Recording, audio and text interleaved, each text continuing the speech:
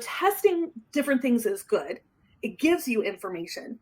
But if my doctor told me to follow a certain food protocol, right? If they said, okay, you need to be following this protocol right here, and this is going to get you results.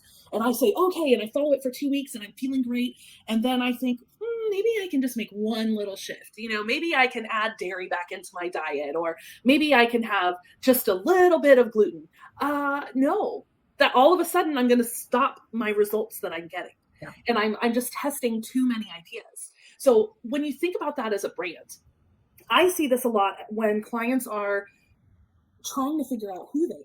So they don't know how they want to show up with their brand voice or their brand visuals or even their brand personality. That's a rough one. If you're trying on different personalities on different channels, that ultimately doesn't look good for you.